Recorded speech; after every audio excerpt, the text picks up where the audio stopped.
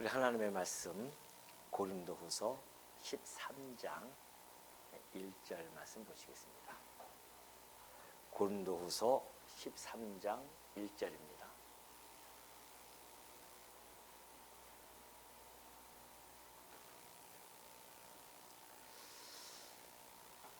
다 찾으신 줄로 알고 봉독해 드립니다. 내가 이제 세 번째 너희에게 가리니 두세 증인의 입으로 말마다 확정하리라.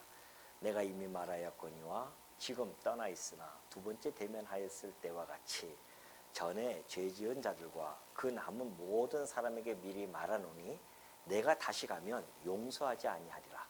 이는 그리스도께서 내 안에서 말씀하시는 증거를 너희가 구함이니 그는 너희에게 대하여 약하지 않고 도리어 너희 안에서 강하시니라.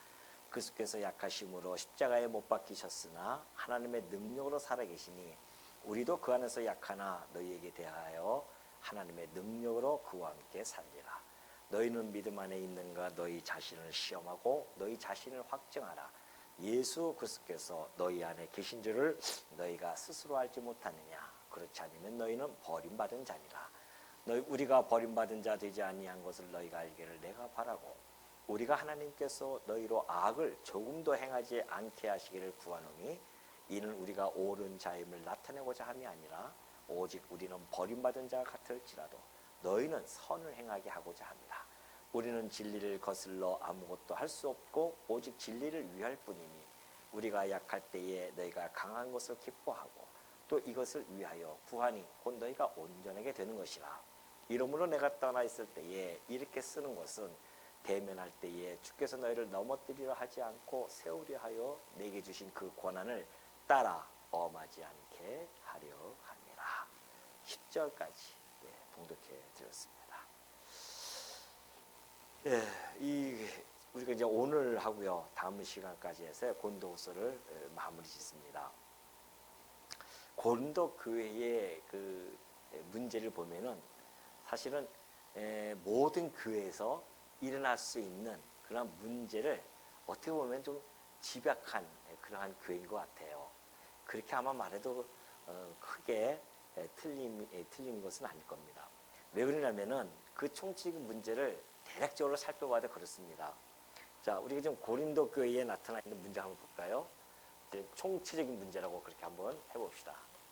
총체적인 문제를 지금 가지고 있어요. 고린도 교회에서. 그럼 어떤 문제들이 있느냐면은 개인에 대한 문제가 있습니다. 개인 성도가 갖고 있는 문제가 있고요. 두 번째는 성도와 성도 간에 대한 문제입니다.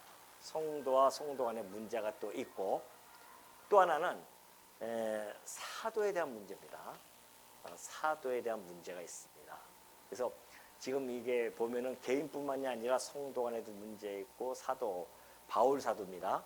성도와 바울 사도 간의 문제도 지금 가지고 있어요. 그럼 어떤 문제들이 있는가? 개인적인 문제를 보면은 음행에 관한 문제가 지금 걸려 있습니다. 여러 가지 이제 음행에 관한 문제는 고린도전서에서 살펴본 바가 있고요. 또 성도 간의 문제는 이제 분쟁에 대한 문제입니다. 성도와 성도 간에 분열이 생기고 당을 짓고 이런 분쟁이 일어났어요. 또 사도에 대해서는 성도가 뭘 느끼냐면은 거짓 사도들에 의해서 사도 바울을 불신을 해요. 이러한 문제들이 대략적으로 지금 발생이 되어진 겁니다. 여기에 대해서 지금 바울이 경고를 하는 겁니다. 경고를 하는 거죠. 우리가 이제 요 문제를 하나하나 살펴보면은 1절에 보면 그래요. 내가 이제 세 번째 너에게 가리니 이제 이 편지를 보내고 세 번째 아마 들리려고 하는 거죠. 그러니까 첫 번째는 복음을 전할 때 들렸었고요. 두 번째 들린 것은 근심의 편지라고 제가 지난번에 한번 말씀드린 바가 있을 겁니다. 근심의 편지를 가지고 한번 들렸었고 그때 한번 들렸었고요. 그 다음에 마지막 이제 세 번째 너에게 갈 것이다. 근데 가면은 두세 증인의 입으로 말마다 확정하려 하래요. 바울이 경고를 해주고 있는데 이제 내가 두세 사람의 증인의 입으로서 내가 확정받을 것이다 하는 것이죠. 그러니까 이 교회 안에서의 아주 중요한 하나의 단서를 제공해주고 있습니다. 교회가 권징을 해나갈 때 보면은 어떤 추정이나 어떠한 독단적인 그런 판단에 의해서 권징을 해가면 안 됩니다. 그러니까 치리를 해나갈 때 교회가 이제 치리권이 있잖아요. 당회가 이제 치리가 있는데 그 당회에서 치리할 때는 언제든지 어떤 객관적인 그러한 방법으로서 그 범죄에 대한 문제에 접근을 해야 됩니다. 그러니까 개개인의 어떤 감정이라든가 또 개개인의 어떤 판단 또는 추정, 소문 이런 것만 가지고서는 그렇게 접근하면 안 된다는 거죠. 바울은 두세 증인의 사람을 세워서 그렇게 하겠다. 이것은 곧 두세 사람을 증인으로 세우는 것은요, 어떠한 법정적인 관례입니다. 그걸 잘 좀 사용해주고 있죠. 이건 언제부터 나타났냐면은 사실은 신명기 구약 율법으로부터 나타난 바가 있죠. 자, 우리가 한번 신명기 19장 15절을 보면 이렇게 되어 있습니다. 사람의 모든 악에 관하여 또한 모든 죄에 관하여 악이라든가 죄에 관하여 한 증인으로만 정할 것이 아니오 그랬어요. 하나님이 율법을 주실 때에 이렇게 그 백성들에게 두 증인의 입으로나 또는 세 증인의 입으로 악을 행하든지 죄를 범하든지 두세 증인의 입으로 그 사건을 확정해야 됩니다. 이것이 이제 기초예요. 지금 바울이 이 1절을 이야기하는 것의 기초가 신명기에 있습니다. 그리고 이 말씀을 예수님께서는 오셔가지고서는 이 말씀을 근거로 해서 또 이렇게 증언해주고 있죠. 마태복음 18장 15절 보면 예수님께서 하신 말씀입니다. 내 형제가 죄를 범하거든 가서 너와 그 사람과만 상대하여 권고하라 그래요. 만약에 누가 죄를 지은 것이 발각됐어요. 그러면은 막 떠들지 말고 그냥 가서 조용히 가서요 권고를 하라는 겁니다. 그래서 만일 들으면 내 형제를 얻게 되어지죠. 그러나 만일 듣지 않으면요 한두 사람을 데리고 갑니다. 그래서 두세 증인의 입으로 말마다 확증하게 해서 함께 듣는 거죠. 그리고 나서 그런데도 그가 말을 듣지 아니하고 곁길로 가면은 만일 그들의 말도 듣지 않거든 교회에 말하고 그래요. 교회라고 하는 것은 이제 지금의 시스템, 지금의 어떤 조직 체계를 보면은 이제 당회를 이야기합니다. 왜냐하면 우리 장로교 정치에 보면은 삼신제가 있잖아요. 그래서 총회가 있고 노회가 있고 당회가 있어요. 다 치리권을 가지고 있습니다. 그렇기 때문에 당회의 치리에 의해서 그렇게 이제 권하는 거죠. 근데 당회에서 이렇게 이야기했어도 교회의 말도 듣지 않습니다. 그러면 어떻게 하라? 이방인과 세로같이 여겨버려라 그렇게 말씀해 준 바가 있죠. 그러니까 바울은 지금 이 신명기 말씀을 기초로 하고 예수 그리스도의 말씀을 근거로 해서 1장의 1절의 말씀을 지금 진술해 간 겁니다. 그래서 자기도 그대로 따라서 두세 증인의 입으로 말마다 확정할 것이다. 사실 이 세상에서도요 보면은 무죄 추정의 원칙이라는 게 있습니다. 그래서 무죄 그 사람이 어떤 법정에 가서 완전히 어떤 증거에 의해서 부정하지 못할 증거에 의해서 유죄가 확정되어질 때까지는요 사실은 그는 무죄로서 그렇게 대접을 받아야 됩니다. 그래서 그 세상도 그러할지언데 교회야 만물 위에 존재하는 교회야 오죽하겠냐 말이죠. 그래서 교회가 어떠한 치료를 할 때는 그런 확실한 증인과 증거를 가지고 치료에 들어가야 함을 잘 밝혀주고 있습니다. 그래서 2절에 보면 그래요. 내가 이미 말하였거니와 지금 떠나 있으나 두 번째 대면하였을 때와 같이 전에 죄 지은 자들과 그 남은 모든 사람에게 미리 말하노니 내가 다시 가면 용서하지 아니하리라 그래요. 자, 여기서 전에 죄 지은 자들은 바로 20절과 12장이죠. 20절과 21절 지난 시간에 살펴본 바가 있죠. 예를 들어서 그들이 다투고 시기하고 분냄, 당짓는 거, 비방, 수군거림, 거만함, 혼란 이런 것들 또한 밑에 보면 21절에 보면은 음란함, 더러움, 호색 이런 것들 회개하지 아니할 때는 내가 이번에는 반드시 가서 경고에 그치지 않고 용서하지 않고 뭐 하겠다? 그것이 바로 권징을 하겠다 이런 겁니다. 자, 이 교회의 표지를 보면요, 우리가 여러분 잘 아시겠지만은 교회의 표지가 있습니다. 교회를 우리가 어떻게 알 수 있을까? 아, 건물 위에 십자가만 있으면 교회지라고 혹시 안다고 한다면 그건 너무나 표피적인 접근입니다. 교회는 물론 십자가도 하나의 표지가 되어질 수 있지만, 그러나 교회의 3대 표지는 성경에서 우리가 찾아볼 때는 첫 번째는 말씀입니다. 교회에서 만약에 철학을 가르친다거나 아니면은 어떠한 그 인간의 어떤 사상이라든가 이런 것들, 그 다음에 시대마다 흐르는 어떠한 뭐 사조들 이런 것들을 가르친다고 한다면은 그거는 교회가 아니라는 겁니다. 교회는 반드시 하나님의 말씀을 말씀대로 가르치는 곳입니다. 그러니까 말씀이 교회의 가장 중요한 표지예요. 아, 저긴 교회인가 보다 알 수 있는 것은 저기는 말씀이 선포되어지는 곳이네, 그런 거거든요. 그 말씀이 선포되어지지 않는 곳은 교회라 할 수가 없습니다. 학교는 될 수 있고 어떠한 모임, 단체는 되어질 수 있다 할지라도 교회는 되어질 수가 없어요. 오로지 교회는 하나님 말씀만 전해야 됩니다. 인간의 생각, 말 전하면 안 되죠. 이것이 바로 교회 표지 중에 가장 중요하고요. 두 번째는 바로 성례입니다. 예수님께서 내가 너희들이 이것을 꼭 기억하라 하면서 주님께서 마지막 유월절을 행하시면서 떡과 포도주를 나눠주지 않습니까? 그것이 이제 성례죠. 그러니까 교회는 반드시 성례가 또 있습니다. 그러니까 저게 교회구나 하는 것은 성례를 행할 때 교회의 표지가 되어지는 거죠. 세상에는 이거 안 하지 않습니까? 물론 세상에서 떡과 포도주 막 마실 수는 있죠. 그러나 모든 것이 다 의미가 부여되지 않으면 안 되거든요.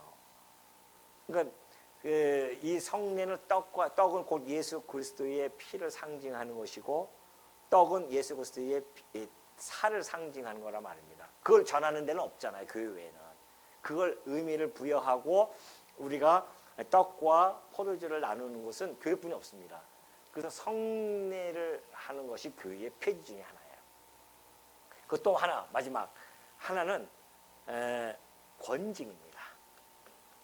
오늘 우리가 살펴볼 내용이에요. 이 권징, 교회의 표지 중에 하나가 권징이라는 거예요. 그러니까 권징이 매우 중요하다는 것이죠.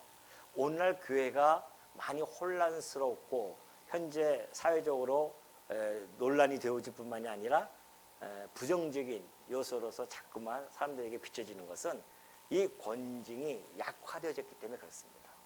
교회의 권징이 바로 세워져서 잘못된 목회자들, 잘못된 성도들 권징을 해 나가면 되는데 이 쉽지가 않아요, 이제. 그때 당시에는 강하게 권징이 되어질 수 있어요. 그러나 지금은 그 권징이 사실은 좀 많이 희석이 되어졌어요. 그러니까 내가 이 교회 안은 뭐 딴 데 갈 데 없어 하면서 또 다른 데 간단 말이죠. 사실은 장로 교회에서 권징을 받으면은 그 법 안에서 그는 움직이지 못하거든요. 근데 지금 뭐 그런 것조차도 사실 따지고 그러지 않습니다. 그래서 이게 참 아쉬움이지만은 그래도 교회는 권징이 반드시 있어야 된다는 것을 잘 밝혀주고 있죠. 자, 지금 이 바울이 얘기했듯이 이 권징은 또 우리가 지금 이제 지금 얘기 나온 김에 장로교 헌법에 의한 권징을 보면요, 크게 몇 가지로 나눠져 있습니다. 단계가 있어요. 권징할 때는 처음에는 훈계를 합니다. 훈계. 이걸 이제 권면이라고 하죠. 이제 첫 단계입니다. 이것이 권징할 때에 훈계를 하는 거죠. 그러시면 안 됩니다.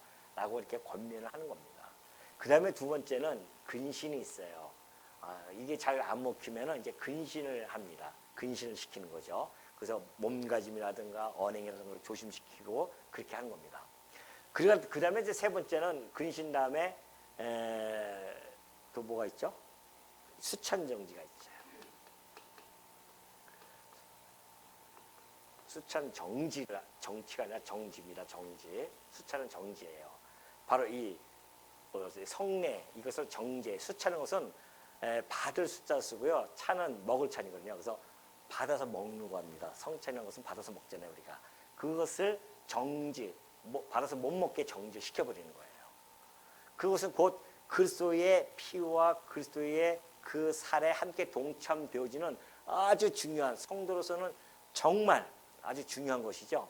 거기에 동참을 못한다고 하는 것은 이것처럼 큰 커다란 어떤 징계는 없는 거죠. 이거 안 먹으면 그뿐이지. 그렇게 생각하면 벌써 그는 그리스도 안에 있는 자인지 우리가 좀 좀 생각해 볼 문제입니다. 정말 우리가 그리스도 안에 있다고 한다면 우리 성도들이 다 지금 수찬을 하고 있는데 그걸 정지시킨다?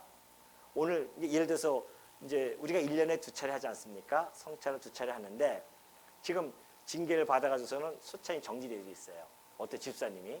그러면은 다들 수찬하는데 이 집사님 앞에서 쓱 지나가요. 그때 그 심정은 어떻겠어요? 우리 성도님들도 같이 있다가 세례 안 받으신 분들 수찬을 갖다 그냥 쓱 지나가면은 섭섭해가지고서는 그까지 그거 하나 먹은 게 뭐 어떻다고 그렇게 이야기하신 분들도 있지 않습니까? 그런데 그건 일반 성도가 아니라 정말 직분을 가진 자가 이러한 권징을 통하여서 수찬을 갖다가 정지당한다고 하는 것은 매우 매우 정말 치명적이죠. 그리고 나서 이거 수찬 정지당하면 오는 것이 그 다음에 우리 또 뭐 있을까요? 네, 제명이죠. 우리 장로님 완전 요번에 시험 공부 열심히 하셔가지고서는 뭐 착착 나옵니다. 제명. 네? 분명히 합격하실 것 같아요. 요번에. 제명을 시켜버려요. 제명은 명단을 빼는 겁니다. 제해버리는 거예요. 그래서 회의에도 참석 못하고, 언권도 없고, 이 선거권도 없고, 뭐 아무것도 없는 거예요. 이 제명이 되어집니다. 그리고 마지막으로는 뭐가 있냐면은, 뭐 있죠? 출교가 있습니다. 교회에서 출발시켜요. 교회에서 출교시킨다고 하는 것은 교회뿐만이 아니라 우리 교회 총회에 있는 장로교 총회에서 잊지 못하도록 어느 교회 가든지 글로 가면은 거기 출교당하신 분이 하면은 교회에서 받지 않거든요. 이렇게 출교를 하게 됩니다. 그럼 감리교 가버리지 뭐 이래 버리면은 어쩔 수 없지만은 그러니까 이게 참 그때 당시에는 이제 그런 게 지금은 뭐 감리교, 장로교 이게 없었잖아요. 이때는. 그러니까 이때는 출교면 어마어마한 겁니다.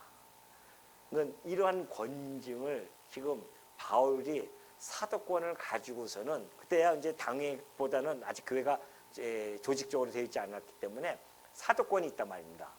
사도권으로서 이걸 다 행할 수가 있어요.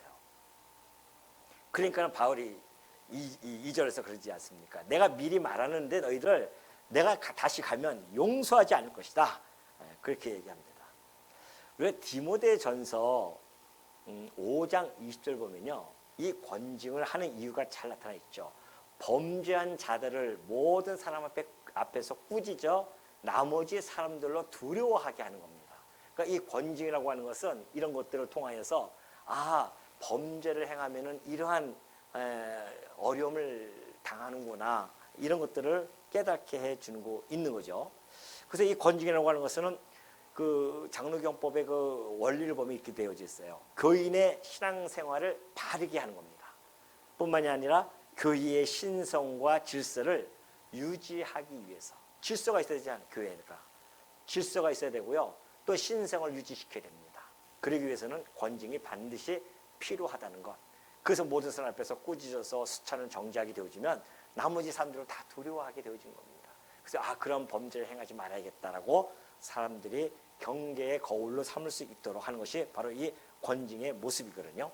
그렇기 때문에 교회라고 해서 무조건 다 인내하고 막 부드러우고 온화하고 온유함만이 있는 것이 아니에요. 그 끝에는 반드시 뭐가 있어야 되냐면은 엄중함이 있어야 돼요. 이 권징이라고 하는 엄중함이 있어야 됩니다. 교회는. 그래야지 교회가 바로 세워질 수가 있거든요.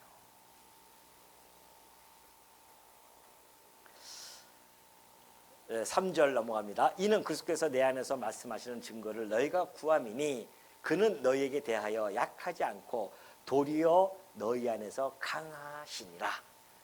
그리스도께서 약하심으로 십자가에 못 박히셨으나 하나님의 능력으로 살아계시니 우리도 그 안에서 약하나 너희에게 대하여 하나님의 능력으로 그와 함께 살리라 그래요. 자, 이는 그리스도께서 내가 너희들을 갖다가 자 전에 죄 지은 자들고 있고요. 또 그 남은 모든 사람들이 있습니다. 용서하지 않을 자들이. 근데 남은 자들은 또 뭘 얘기하냐면은 바울에게 사도권에 대한 증거를 자꾸 구했던 자들이에요. 이런 자들은 이제 거짓 사도들의 그러한 선동에 완전히 다 부안해동돼 버렸어요. 그래가지고 그들이 하는 대로 그냥 막 선동을 해가지고 같이 막 이 사도 보고 당신 사도라면 사도권의 증거를 보여달라 그런 거 아니겠어요? 그러니까 그리스도께서 내 안에서 말씀하시는 증거라고 하는 것은 그 사도권의 증거를 이야기한 겁니다.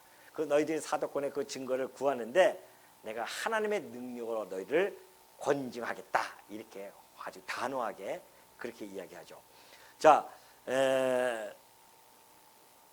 바울이 사실은 이 예수 지금 사주를 보면은 그리스도께서 약하심으로 십자가에 못 박히셨으나 하나님의 능력으로 살아계시지 아니하느냐. 그러니까 바울은 자기가 지금 이 고린도 교회를 대하는 이런 자세가 그리스도를 하나의 모델로 좀 자기가 삼고 있어요. 그래서 자기가 추구하는 거거든요. 예수님이 살아가는 발자취를 쫓아가는 사도로서는 예수님이 십자가에서 죽으실 때 얼마나 약하게 죽으셨습니까? 그는 그 십자가라고 하는 것은 가장 낮고 천하고 수치스러움이고 이런 것들의 아주 극치 아니겠습니까? 예수님이 그것을 그대로 당해요. 하나님의 아들임에도 불구하고. 그러면 왜 그가 이렇게 약함 속에 있었던 것인가? 왜 그랬을까요? 네? 뭐 때문에? 우리의 죄악 때문에 당신이 연약해지신 거예요. 약해지신 거예요. 그분이 원래 힘이 없어서 그러신 분이 아니란 말입니다. 우리 주님께서 말씀해 주었듯이 나는 스스로 버릴 권세도 있고요. 또 나는 다시 얻을 권세도 있다. 하늘과 땅의 권세를 가지신 분이에요. 우리 주님이. 그런 주님이 그렇게 십자가에서 힘없이 왜 돌아가셨냐 말이죠. 그것이 바로 우리 때문에 그렇다는 거 아니에요. 우리의 연약함 때문에. 그러니까 바울도 그러나 예수님께서는 하나님의 능력을 다시 부활해서 강함을 보여주시지 않았는 것이죠. 그것처럼 내가 지금 사도 바울도 마찬가지입니다. 자기 자신도 지금 약해 보여. 그들이 약하다고 자꾸 얘기하니까. 그러니까 내가 왜 너희들에게 약하느냐. 그것은 곧 너희들을 위한 약함이었다는 겁니다. 바울이 얼마나 온화하고 정말 그 온갖 수모와 멸시를 당함에도 불구하고 그가 그 복음을 위해서 그렇게 한 걸음 한 걸음 나아가면서 살아갔지 않았습니까? 원래 그가 그런 기득권에 있는 자가 뭐하러 그럴 필요가 있었겠냐 말이죠. 그러나 복음의 빚진 자로서 복음을 받아야 할 자들이 기다리고 있기 때문에 바울 당신도 예수님처럼 그들을 위해서 그 연약함을 그대로 고스란히 받았단 말입니다. 근데 그들은 오히려 그것을 약하다고 그렇게 조롱하고 경멸한단 말이죠. 그러나 나도 그렇게 예수님처럼 그렇게 약했지만은 그러나 내가 갔을 때는 하나님께서 그를 능력으로 살리셔서 부활의 능력을 보여줬던 것처럼 바로 이 범죄자들을 내가 예수님처럼 강한 모습으로 너희를 권징하겠다. 그런 이야기를 좀 4절에서 잘 설명해 주고 있죠. 그래서 하나님의 능력을 지닌 사도임을 내가 입증하겠다는 것을 밝혀주고 있습니다. 그러면서 5절에 보면 너희는 믿음 안에 있는가 너희 자신을 시험하고 너희 자신을 확증하라. 예수 그리스도께서 너희 안에 계신 줄 너희가 스스로 알지 못하느냐? 그렇지 않으면 너희는 버림받은 자들이니라. 그래요. 자, 바울이 한 가지 충고합니다. 너희들이 나는 이미 증명되어지지 않았냐는 것이죠. 바울이 그동안 고린도 교회 자체가 사도임을 증명한 바가 있어요. 나는 이미 나한테 자꾸만 그 사도권을 갖다가 불신하고 요구하지 말고 오히려 너희는 믿음 안에 있는가 그것을 너희가 스스로 너희가 시험하고 확증하라는 겁니다. 사실 그들이 정말 더 급한 거예요. 그들의 믿음 안에 있는 것이 바울의 그 사도직을 증명하라고 요구하는 것보다 더 급한 것이 바로 너희들의 신앙 아니겠냐 말이죠. 그렇기 때문에 바울이 지금 그러한 형제, 그러니까 사도뿐만이 아닙니다. 성도는 그래요. 성도는 자꾸만 남의 신앙을 판단하려고 하면 안 돼요. 지금 이게 사도를 자꾸 불신한다고 하는 것은 사도를 갖다가 이제 판단하는 거 아닙니까? 물론 이제 거짓 사도들이 들어왔을 때에 말씀이 다르단 말입니다. 그죠? 바울이 전했던 말씀한 것 저는 달라요. 거짓 사도들은 율법을 통하여 구원을 얻는다고 하는 이 사람들이고, 바울은 오로지 예수 그리스도를 통해서만 구원을 얻는다는 것이고, 완전히 다르단 말입니다. 그러니까 그렇게 바로 전한 그런 사도의 말을 잘 믿지 아니하고 자꾸만 거짓 사도들의 선동에 끌려다니는 그런 자들, 너희들 정말 한번 시험해 보라는 겁니다. 믿음 안에 있는 자들인지. 그래서 예수 그리스도께서 너희 안에 계신 줄을 너희가 스스로 알지 못하느냐. 만약에 여전히 율법을 쫓아서 너희들이 살아가고 한다면 그리스도가 없는 자들은 아니겠습니까? 그리스도의 십자가의 사건을 만약에 허무한 곳으로 돌려버리는 거란 말입니다. 그러니 너희가 만약에 그렇게 되어진다고 한다면 너희는 버림받았다는 거 아니겠어요? 곁길로 완전히 떨어져 간 자들이라, 신앙의 곁길로 가고 있다는 사실을 지금 바울이 이야기하면서 너희들이 다시 한번 신앙을 또 점검하고 또 점검하라. 사실 우리 성도들은 다른 사람들의 신앙을 자꾸 보지 말고 자기 신앙을 찾아봐야 됩니다. 나를 뒤돌아보고 또 들어보고, 혹 나는 그리스도로부터 곁길로 가고 있지는 않는지, 이러한 것들에 대한 것들을 하나하나 우리가 확증하고 시험하는 것은 우리의 신앙적 안전을 위해서는 매우 중요하다, 필요할 뿐만이 아니라. 그러면서 우리가 6절, 우리가 버림받은 자 되지 아니한 것으로 너희가 알기를 내가 바라고, 바울은 이미 자기가 그리스도로부터 곁길로 간 자는 아니라는 걸 알고 있죠. 사도로서의 그 역할을 충분히 했고, 바울 자신이 사도로서 부적격한 자가 아니라는 사실, 그것을 내가 이미 너에게 밝혔다는 것이죠. 사도권을 변호했었죠. 계속 앞에서도 변호했었고 증명한 바가 있습니다. 또 그리스도와 함께하고 있기 때문에 자기는 그리스도께 버림받은 자가 아닌 것을 너희들이 좀 알기를 원한다. 나는 사도로서 그 일을 지금 충실히 해가고 있다. 그러면서 우리가 7절, 우리가 하나님께서 너희로 악을 조금도 행하지 않게 하시기를 구하노니 이는 우리가 옳은 자임을 나타내고자 함이 아니라 오직 우리는 버림받은 자 같을지라도 너희는 선을 행하게 하고자 함이라. 참 7절을 보면은 바울이 여전히 그 고린도 교회를 향한 그 사랑이 너무나 잘 나타나 있죠. 철저하게 이타적인 삶을 지금 보여주고 있어요. 7절에 보면은 무슨 얘기냐면은, 혹시 그들이 바울을 사도로 인정하지 아니한다 할지라도 바울은 바로 그들이 복음에서 떠나지 않기를, 다시 말해서 율법을 다시 쫓지 않기를, 그걸 바라고 있는 거죠. 그래서 그들의 신앙이 온전해지는 것, 굳게 세워지는 것, 이것을 지금 바라고 또 바란다는 사실을 잘 보여주고 있어요. 그러니 혹 그 고린도 성도들이 스스로 자기네들이 자각해가지고서는 내가 정말 그 스스로 거기에 걸맞는 그러한 성결과 또한 어떤 신앙적인 삶, 또한 어떤 선행의 삶을 산다고 한다면 바울은 스스로 내가 사도권이라고 변호할 필요도 없다는 거죠.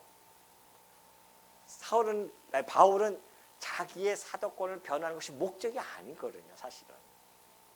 그 성도들을 향해서 여태까지 사도권 변호했지만은 그것도 역시 그 교회를 위하여 했을 뿐이라는 것을 7절에서 잘 밝혀주고 있죠. 우리가 옳은 자임을 나타내고자 하는 것이 아니다. 내가 사도라고 하는 것을 내가 입증하고자 사실은 하는 것도 아니라는 것이죠. 바울의 그런 모습을 보면요, 바울은 참 로마서에서도 우리가 9장 3절 한번 볼까요? 로마서 9장 3절을 살펴봤지만 거기서도 똑같은 이런 같은 맥락 속에서 이야기하고 있지 않습니까? 나의 형제 곧 고륙의 친척을 위하여 내 자신이 저주를 받아 그리스도에게서 끊어질지라도 자기의 그 고륙 형제들을 위해서는 저주를 받아 그리스도에게 끊어질지라도 내가 원하는 바라다. 그들에게 복음만 들어간다고 한다면, 그들이 바로 진리 안에서 바로 서기만 한다고 한다면 바울은 자기가 끊어져도 감내하겠다는 거 아니겠어요? 이토록 바울처럼 성도들을 사랑하고 형제를 사랑하고 이타적인 그런 삶을 살아가는 자가 도대체 어디냐 말이죠. 그런 바울을 그들은 지금 불신하고 있는 거 아니겠습니까? 그러니 8절 보면 그래요. 우리는 진리를 거슬러 아무것도 할 수 없고 오직 진리를 위할 뿐이니라. 당연하죠. 바울의 사도입니다. 이 사도적인 숙명은요, 진리를 위할 뿐입니다. 하나님이 그리스도께서 사도를 부르셔요. 사도로 부른 자들의 숙명이 뭐냐면 진리를 거스를 수가 없어요. 오로지 주나 사나 먹거나 마시거나 오로지 이 진리를 위한 뿐이죠. 그렇기 때문에 만약에 고린도 교회가 진리가 딱 이렇게 수립이 되어졌다, 바르게 딱 세워졌다, 그렇다고 한다면은 바울이 자기를 사도로 인정하지 않아도 자기는 괜찮다는 거예요. 얼마나 멋있습니까? 바울이 그 사람한테 뭐 나가 사도의 인정을 받는 것이 그게 중요한 게 아니에요. 지금 그 교회를 세워 나가는 것이 너무너무 그는 마음속에 간직하고 있는 것이죠. 오직 진리를 위할 뿐이고, 또 우리가 약할 때 너희가 강한 것을 기뻐하고, 또 이것을 위하여 구하니 곧 너희가 온전하게 되는 것, 오직 교회를 위한 그런 목적을 가지고서는 지금 바울이 그렇게 설명을 해주고 있습니다. 그러면서 10절에 보면 그래요. 그러므로 내가 떠나 있을 때에, 이렇게 쓰는 것은 대면할 때에 주께서 너희를 넘어뜨리려 하지 않고 세우려 하여 내게 주신 그 권한을 따라 엄하지 않게 하려 합니다. 편지의 목적을 여기서 잘 밝혀주고 있는데, 지금 내가 이 편지를 쓰는 이유가 있다. 이것은 내가 가지고서 너희들에게 강하게 사도권을 가지고 이런 권징을 행하기에 앞서 너희들이 이 말씀을, 이 편지를 듣고 회개하기를 바랍니다. 음행하는 자들이 있으면은 회개하고, 인간인데 죄를 범죄할 수 있죠. 그러면 범죄하는 것에 끝나는 것이 아니라 그 결과를 어떻게 나타내냐가 중요한 거 아닙니까?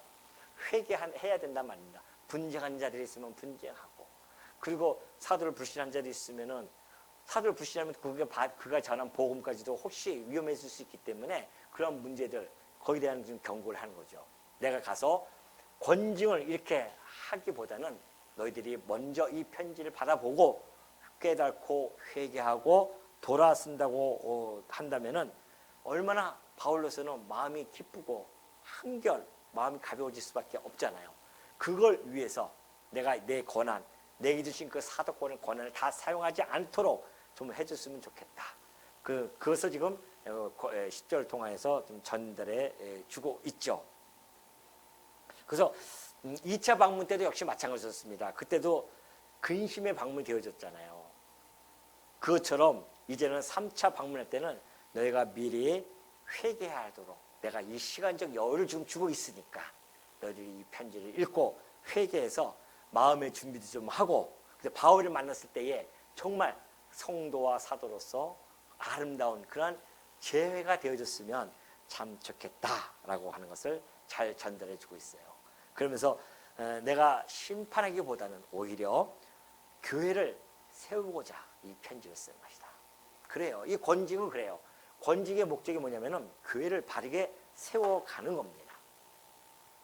교회의 질서를 세우고 교회의 어떠한 그 신성을 유지하고 교회 성도들의 신앙생활을 바르게 하는 것. 그러니까 이 편지는요, 결국은 바울이 썼지만은 하나님께서 지금 바울을 통하여 고린도 성도들에게 보내는 편지잖아요. 사랑의 편지란 말입니다. 그래서 바울을 통하여 교회를 세웠어요. 고린도 교회를 세웠단 말입니다. 그 교회를 얼마나 사랑하는지 이 바울을 통해서 지금 하나하나 증거해 가고 있는 겁니다. 이 편지 자체가 하나님께서 고린도 교회를 얼마나 사랑하는지를 바울을 통하여 증거해 주고 있는 겁니다. 얼마나 지금 이 편지가 없었으면 어떻게 할 뻔했어요. 지금 고린도 교회뿐만이 아니라 후대의 모든 교회들이 이 말씀이 없었다고 한다면 우리가 정말 주 앞에 회개할 수 있는 그런 기회를 가질 수 있겠냐 말이죠. 이 말씀을 보고 깨닫고 혹시 이런 범죄 가운데 우리가 있다 하면 이 말씀이 우리 마음속에 깊이 박혀서 우리로 회개할 수 있는 기회를 주시는 거 아니겠어요? 지금 바울이 그 교회에 갈 때까지의 그들이 깨닫고 돌아오게 하는 것은 장차 우리 주님께서 이 땅에 다시 오실 때에 교회가 정결함과 회개와 정결함 속에서 주를 맞이할 것을 준비한 것과 방불한 것이 아니겠냐 말이죠. 그것처럼 지금 이 교회 이 권징을 통해서 하나님께서 바울을 통하여 이 권징에 대해서 설명해 주고 경고해 줌으로 말미암아 교회가 바르게 세워지게 하는 것, 이것이야말로 하나님이 교회에 대한 사랑의 표시라는 것. 그래서 이 편지가 사랑의 편지예요. 사실은 그리스도의 편지란 말입니다. 너희들이 내가 너희를 사랑하기 때문에 너희들이 아주 멸망받지 않고 버림을 당하지 않도록 이런 말씀을 통하여 바울을 통하여 경고하고 있으니 이 사도의 말을 듣고 내가 경고를 받아들이고 바르게 해서 책망을 받고 그 성경이 이 기록 목적이 그거 알겠습니까? 책망과 바르게 함과 유익함을 우리를 바르게 하기 위한 유익하기 위해서 이걸 주셨기 때문에 오늘 이 말씀이 고린도 교회에 들어가서 전달되어져서 훗날 보면은 이 말씀이 엄청난 힘을 작동해 가지고요. 그 이후에 바울이 어떤 책망하지 않는 걸 보면은 아마 많은 교회가 여기서부터 돌아서고 다시 정상화되어지는 회복되어지는 그런 과정을 겪었던 것 같아요. 그렇다고 한다면은 그때 당시에 고린도 교회를 고린도 이 전서와 후서를 통하여 그런 놀라운 역사가 벌어졌다고 한다면 오늘 이 시대에도 여전히 마찬가지입니다. 이 시대에도 우리 교회가 혹시 잘못된 길을 간다 할지라도 이 말씀을 통하여 우리가 경고를 받고 회개하고 돌아섬으로 말미암아 예수 그리스도의 그 사랑을 우리가 이 교회가 충분히 느낄 수 있다는 것을 마음속에 간직하시고 고린도 후서를 하나하나 살펴볼 때마다 우리가 경계의 거울로 삼는 우리 성도님들이 되어지시기를 당부드립니다.